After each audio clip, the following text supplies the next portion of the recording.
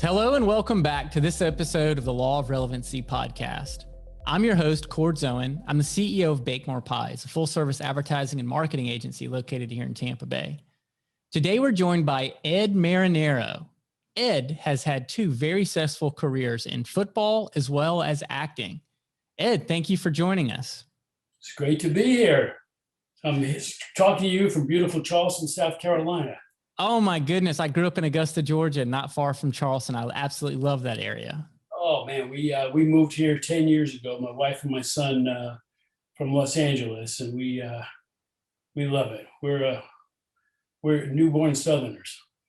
That's great, man. I swear every time I get close to the coast of low country South Carolina, we used to go to Edisto every year when I was growing up and spend a lot of time there. I love rolling the windows down and smelling the sulfur from the salt marshes, and everything is just magical for me.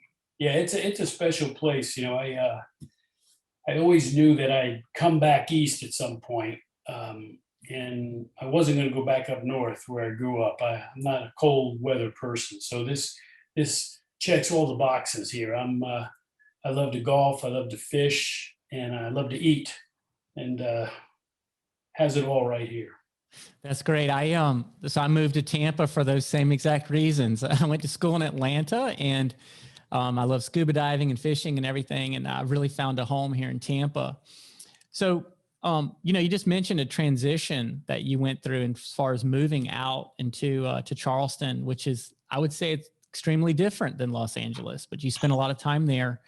You've transitioned successfully from a professional athlete to a very successful actor. A lot of people are going through transitions right now. There's been major flux in the job market and everything. What advice do you have to people, or do you have to give to folks who are in the middle of a transition, and how to make the most of it? I imagine it's very scary for a lot of people when, this happens so quickly, and within a year, all of a sudden people are having to make these life-altering decisions about, where they want to live. There are people who've experienced, certain cities that have been really difficult to live in, and there's been a mass exodus, and, it's scary. But I guess the only comfort is knowing that you're not alone. I mean, a lot of people are going through the same type of life-changing decisions, and, it's, you got to just move forward. I mean, it's not easy. A lot of people are having difficulty with it. It's easy to say, but when they have to give up everything they've worked for, they've known in a particular city, and have a whole lifestyle change. When I moved from LA to Charleston, I wasn't under duress. I mean, I really wanted to leave LA. I had a son who was, I didn't think he would do well in Los Angeles. And, I just made the move. What made the move possible for me was technology. Because before, 10 years ago, he needed to be in LA, or I needed to be in New York if I wanted to stay in the entertainment industry, if I wanted to continue as an actor, just because I had to be available for auditions. Right. And now, as you probably know, I do auditions on my phone, and I send them to my agent. And, it's allowed me to stay in the mix. I mean, if it's something important, I'll fly to New York, or I shot this movie a few weeks ago in Atlanta, and that's become a hotbed for, production, as you probably know. So, it was obviously a big move going from Los Angeles to Charleston, South Carolina. But, I just felt I needed to do it, and it worked out fine. And you know what I said, my wife and I said, if we don't like it, we just move back. Sure. Yeah, absolutely. Nothing is permanent. Nothing like that except death. That's permanent. I hear you. Well, you talk about, I think your advice rings really true to a lot of people out there. There's perseverance, and there's the challenge of pushing through. One of your taglines is, I'm an unmotivational speaker.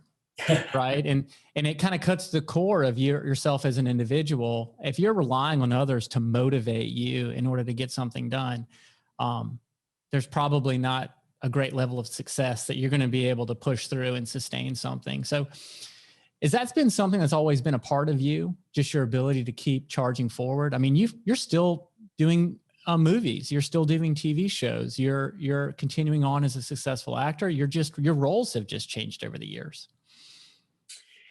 Yeah, yeah, they and to be honest, this last movie I did, I played the villain, and I haven't had so much fun in a long time. It's great.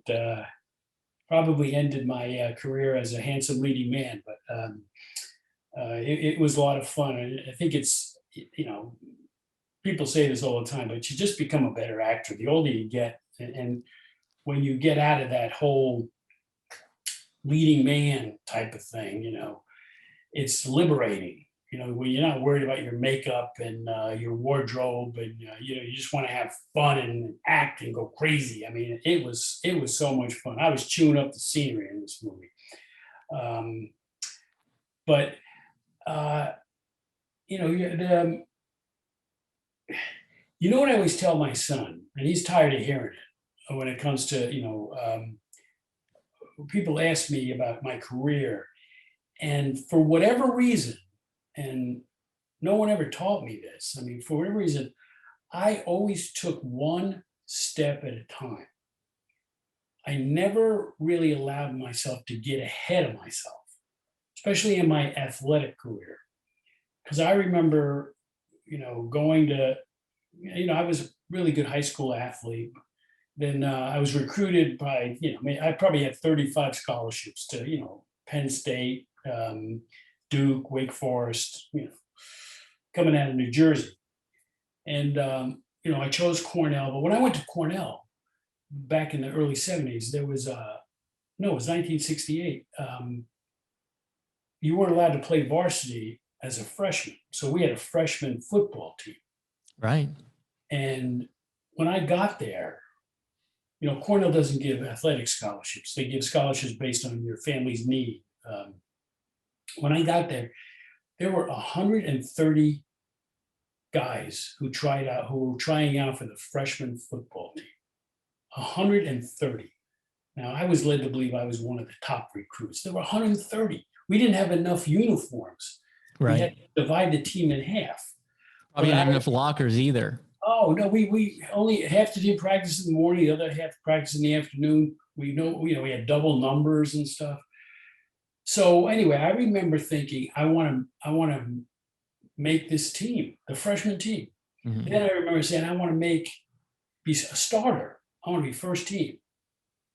Then I went to the varsity, and I wanted to, make the varsity. There were a ton of running backs. I was a 19-year-old sophomore, and I, made the varsity. Then I made first string, and then, my career just took off. But I kind of took one challenge at a time, and it didn't let me get discouraged, because it doesn't always go the way you think it's going to go. But when you're just dealing with one thing, and not looking too far into the future, I think it prepares you in a way where you can deal with adversity. Absolutely. Well, I think that's great advice. If you can just level up one level at a time, and you can have that vision where you want to be, but there are steps to get there. And just like when you're building and developing your body with weightlifting or bodybuilding or whatever, you can't just jump to some weight that you're not capable of, but you can add 5 pounds. Right. There's a certain amount of patience, and that's a good thing, because if you're patient about things, you're less likely to screw up. You're less likely to do something stupid. So, and that's the advice I try to give my son. He's of a different ilk. He's doesn't want to hear anything I have to say. Oh, right. Well, so yeah. So I kind of I give him subtle hints, but he's pretty thick-headed, as you would expect an 18-year-old. So. Well, I mean, he sounds like he's had a lot of success. He's going on to become a quarterback there at Cornell and follow in your legacy. You must be very proud. Yeah, and this was a really kind of, as you know, a very unusual year for recruiting because there wasn't any recruiting. We were all before the coronavirus, this whole thing, the pandemic hit. He was getting a lot of activity from different colleges, and we had planned to go to a few of these evaluation camps during the summer where the coaches could see him. None of that happened. Everything just shut down, went silent. So, I our coach at Cornell reached out to me and said we want him. So that was kind of I was getting a little I was getting a little nervous about what we were going to do.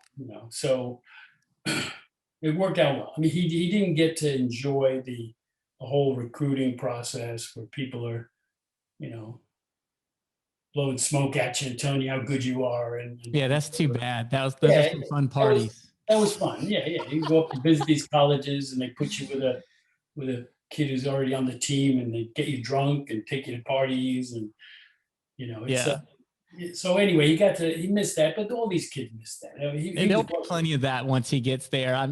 I remember about half the kids on our or the young men on our football team earned their nicknames on those recruiting trips.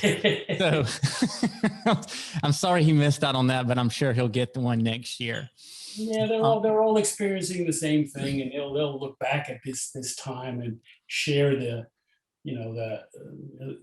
tough part, the fun part, and it's going to probably affect them in ways that we don't even know right now. You can't even predict, and, Yeah. and that's a little bit scary. I mean, I just hope they're, it's weird. You don't want them to have anger issues. It makes you angry to have to sit up in your room like my son had to do Yep. in front of a screen. It's frustrating, and frustration can lead to anger, and my son's a good kid. I mean, but I see him get irritable about the whole thing. It was a tough thing.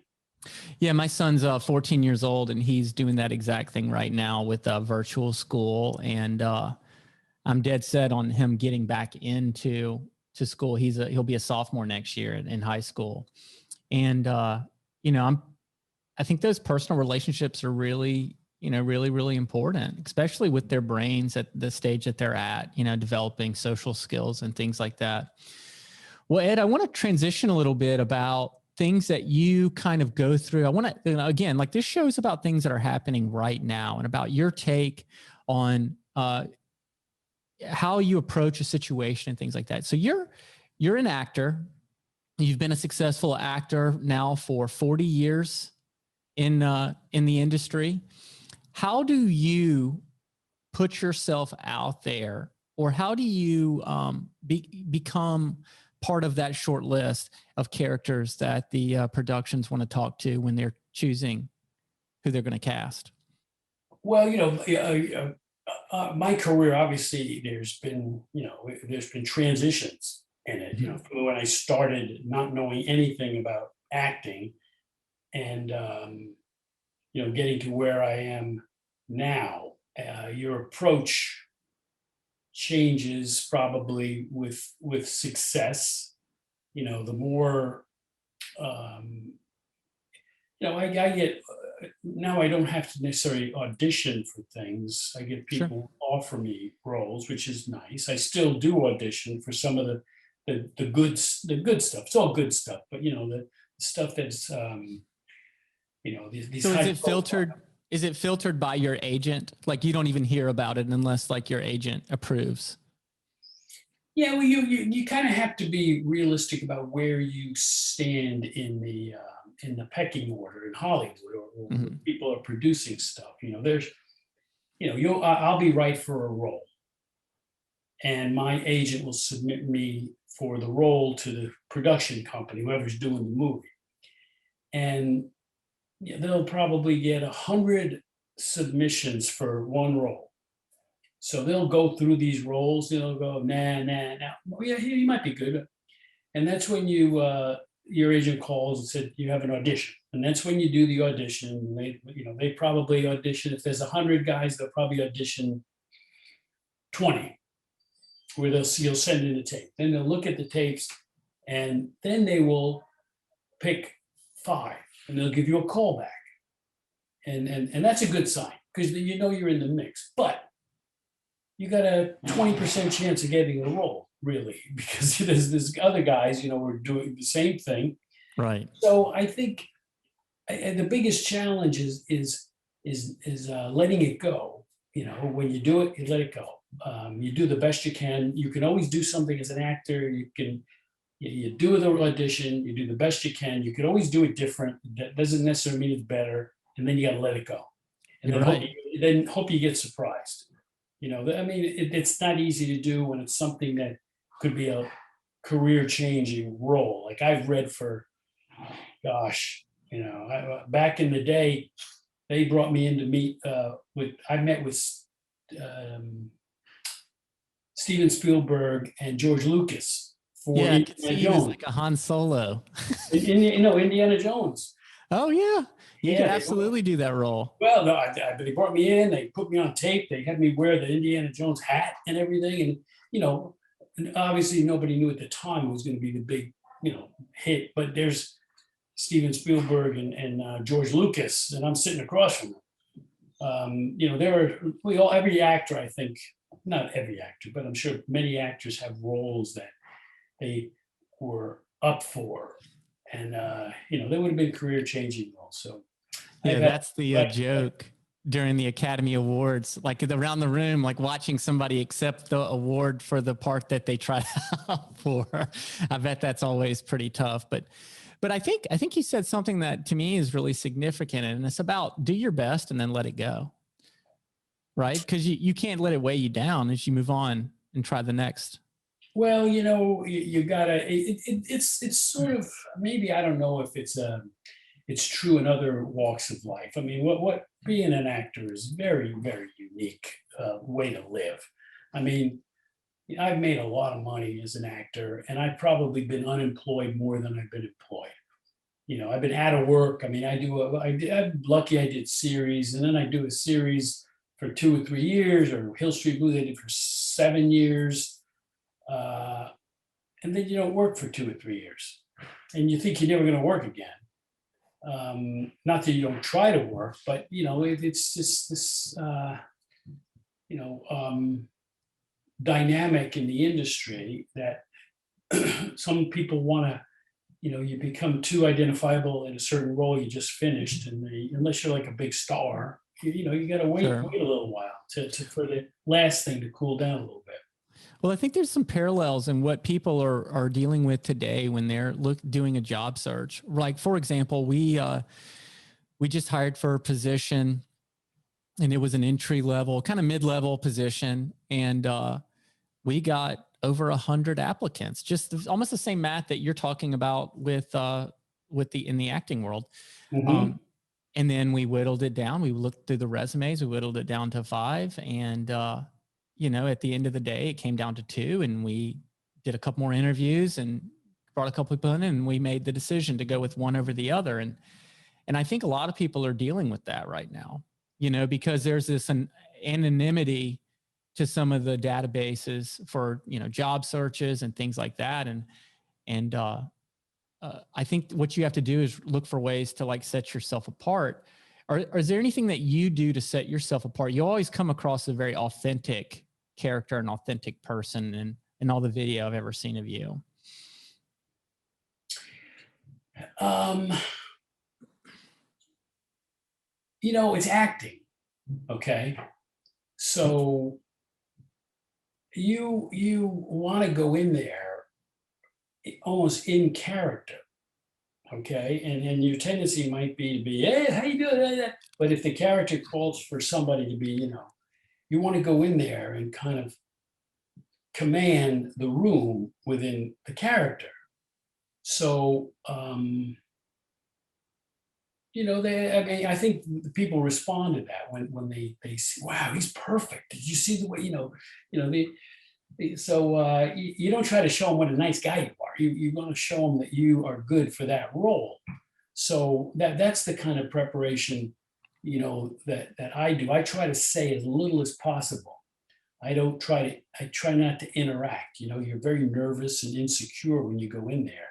And the tendency is want to make them like you as a person, but that doesn't get you the job.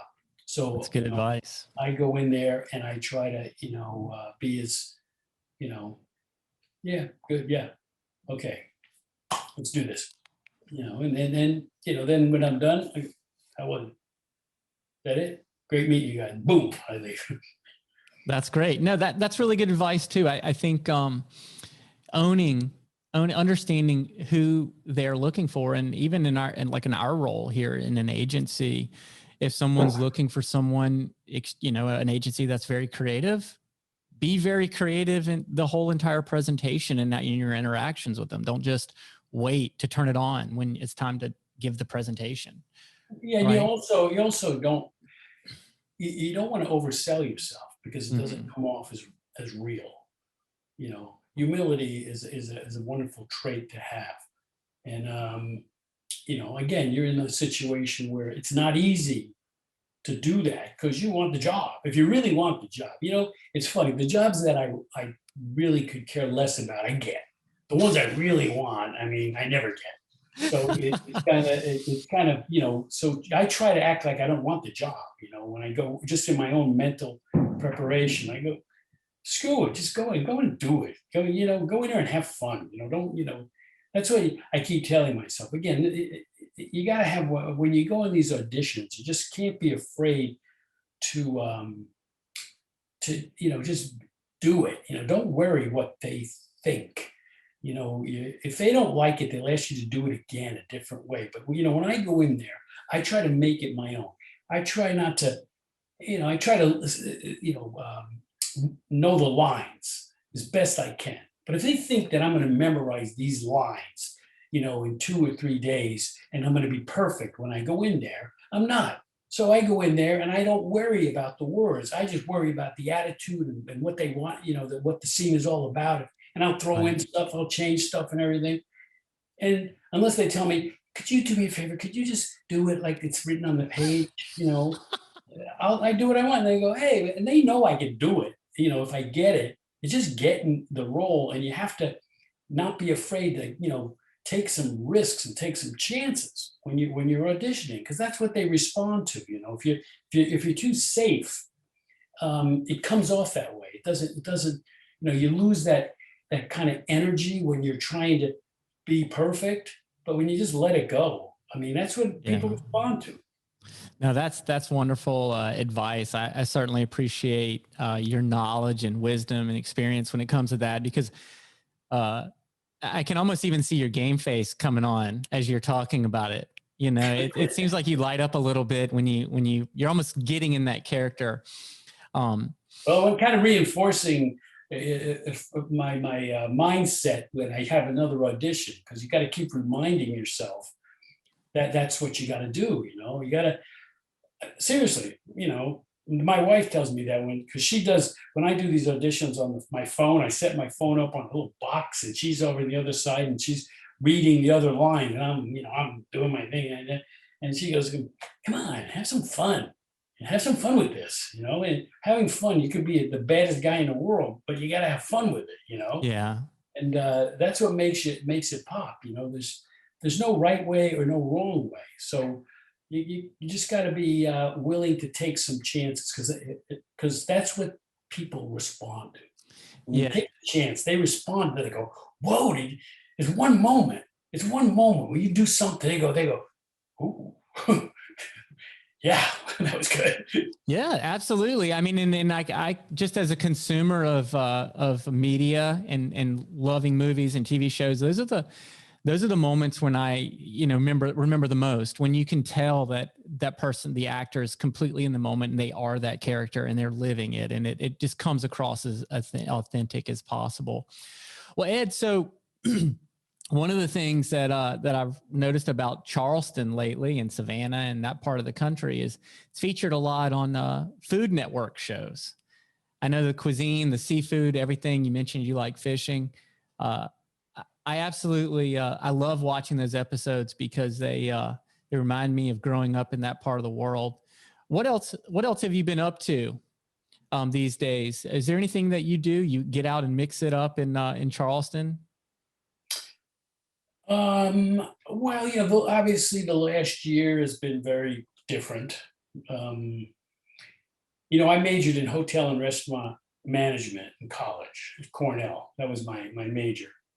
And I come from a Italian family with a mother who just she's 94 years old, God bless her, and she's a great cook. So I love to cook. That's one of my real passions, and it's sort of grown um, over the years. I always liked to cook, but I'm starting to realize that I really just like cooking. I like peeling and chopping and doing all that stuff. I like, the mental preparation to, I'm so good. I can put together a meal in like 18 minutes and people think I've been working all day on it because I know how to, I get a production schedule and I know what I do two things at once. While I'm doing this, the pot is water for the pasta is being filled up. I do multitask with this stuff. So and during this pandemic, I've cooked a lot at home. I have dinner parties with 20 people come over, and it's just really a lot of fun for me. I enjoy seeing people enjoying what I make, and I enjoy my success rate. I bet is about 90%. 90% of the things I make are really good. I got a 10% I screw up a little bit. A couple of things I don't want to talk about it, but Oh, that's funny, man. Well, Ed, we really appreciate you joining us today. I really am going to take to heart some of the advice you gave us. I think you do come across as an extremely authentic guy, and you always have. And I really appreciate you joining us and sharing your words of advice. well, thank you. It's nice for me to it's interesting that the name of your show, because I think I feel relevant. I mean, I'm lucky in that regard. At my age, I have a fan base of these 20-something-year-olds because of Blue Mountain State. And, you know, it's nice not to just be remembered by something you did 30, Hill Street Blues was over 30 years ago. My football career was like 40, 50 years ago. But to be kind of recognized for something that's so current as, Blue Mountain State was, and that's obviously the last thing I did, and probably the most penetrating Sure. I've done, because of streaming stuff. It was introduced to a whole new generation of kids who binge watched it. College kids. Now guys who watched it for the first time when they're in college, they're in their early 30s now. So, I kind of feel, a little more relevant than most guys my age, and most guys in my career, in this career. There aren't many guys my age that this young audience kind of goes crazy when they see me down drinking at a bar in Charleston. That's great. Well, that's the whole point of this show, is to help others tap into that secret sauce of how do you continue to stay relevant, whether you're mixing it up right now or, have been doing it for decades like you have. Yeah, well, it's a lot of luck. You got to be lucky, but you got to be prepared when you get that moment that you can, when you see it and you can project what it could become, but you never know. I've been very lucky. Been very lucky in my life, and I could tell stories about the serendipitous things that have happened to me that led to certain great things, and you can't plan them. It's luck, but Yeah. I was able to take advantage of it, and you got to be open minded to recognize when there is that opportunity. Yeah. Absolutely. What's your responsibility to recognize when they happen? And we're very lucky to have you on the show, Ed. And I'd love to have you back sometime in the future and hear about the latest project you're working on. Will do. I have a nice little role in the new Sopranos movie, The Saints of Newark. That it's a prequel from the TV show. It was supposed to be released in theaters, I think, last fall, but I don't know when it's going to be out, but I do a fun little turn in that movie. So that's We'll, it'll probably be out before my Christmas movie. we'll definitely check that out, and love to have you back, Ed. Thanks again. Okay, thank you. And where can people follow you about your latest projects? Any social media or anything that you're active in? No, I do some Facebook stuff. I'm on Twitter, Instagram. I don't do a lot of, I don't, my son won't let me do anything. He won't let me post anything. Don't you do anything. You're going to look stupid. Well, I think I'm actually afraid. I'm afraid of, because I probably know just enough about social media to get myself in trouble. That's like I want to jump right back into that one then before we wrap up. There's an interesting thing happening right now, because I think UCF and down in Orlando, I believe that they're putting their Twitter hashtags on the back of their jersey instead of their names. And I as an ex-athlete and somebody who's watched athletes make giant mistakes in the media forever, I can't imagine that that's a good idea. One of my cousins told me one time, he worked for a large brewing company, one of the top two, the two of the big names, I believe Miller. Mm-hmm. And every year they would have their annual conference in Vegas, and he would stand up in front of his whole team, and he was a big vice president there. And he said, team, there's going to be a lot of drinking in these meetings. We're going to be drinking all day, but please control yourself. I've never seen anyone promoted at this event, but I've seen a lot of people fired. And that's a good one. I feel for these kids that are, now going to get on national TV with all that exposure to their Twitter. I hope that they're receiving some media training. Yeah, I don't know what the point is, because again, that's a little bit narcissistic to think that some kid with his on the back of his jersey is anybody's going to respond to it. I mean, I don't know what he'd have to do. He'd have to, he'd fumble. If he fumbled, they go after him. Right. If he do an interception, they can hashtag, they can get him. I mean, I don't know why I would subject myself to that stuff, because it's not even, what is it going to do? It doesn't move them forward in any way. I don't know, but obviously there's, a heavy duty component of social media and the vanity and the potential profile elevation that can happen, with some quote unquote influencers out there. And I just feel like it's a lot of pressure to put on. Not every 18-year-old's ready for that responsibility. And I just feel like the downside is way more possible than the upside, but what is the up? This is my question. What if someone doesn't want to be heavily into the social media? I mean, I follow it only because it's it gives me an idea what's going on in the world, especially with a different generation, these young kids.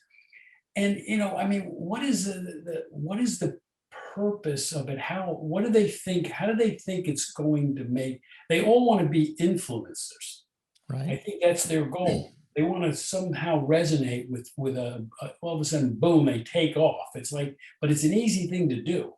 It's a career these days.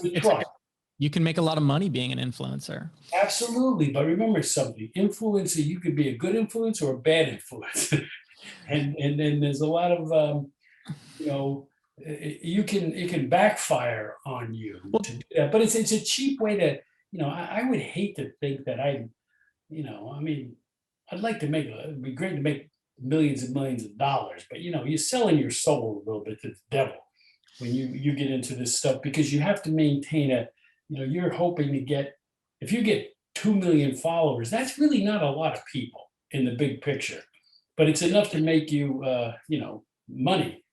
Sure. So, like you could, if with 2 million followers, you can make 6-figure income promoting products and being an endorser and, inviting people to come join you at a restaurant and they fill it up because an influencer's there. It's a different type of career, but I can certainly see that upside to why they might want to do it, and the ability to raise someone's profile with their Twitter hashtag. But like, man, I don't think we're going to have to wait long before somebody makes a bad mistake with, their comments. Or, I mean, when I was 18 and 19 years old, I was pretty emotional and bold. I mean, I can't imagine if like I fumble, or if somebody, or miss a field goal or something, I might snap back at somebody in a way that would permanently damage my ability to become drafted in the NFL draft, when only 2% of the kids even make it anyway out of college. You know what the scary part of that is too, the social media aspect. How long can you realistically last? How long can you stay relevant? It's a fickle world out there. Social media is a fickle world. You might be able to, make it, hit it big for how long? 5 years, 2 years, 3 years. Then when it ends, it's going to be scary what's going to happen with these people, because again, they're young. A lot of these people are in their early 20s, mid 20s. You got to have something more substantial in your life. You could make all the money in the world, but you got to live your life a long time. And again, to be irrelevant at 25 or 26 or 30 years old, that's scary. That is scary. That is very scary, because the pressure and the part about being relevant and doing relevant things to get people's attention every single day as a social media influencer, it can, I can only imagine that if that ever fades, that light gets dimmer.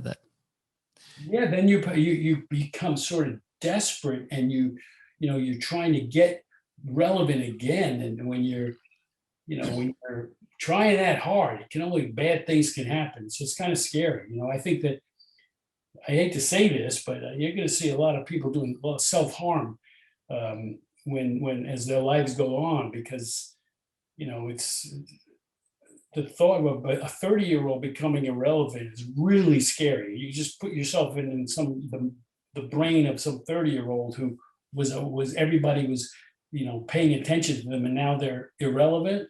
They can't handle that. We have a very fragile generation coming up, emotionally fragile. Well, let's hope that they all have a very healthy dose of humility like you have, and it's helped sustain you throughout your career.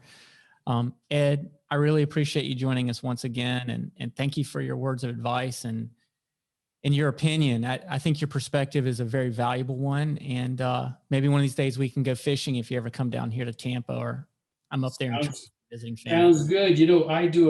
I host a fishing tournament in Boca Grande, not far from Tampa, at the Gasparilla Inn. Cystic fibrosis. That's a great cause. Yeah.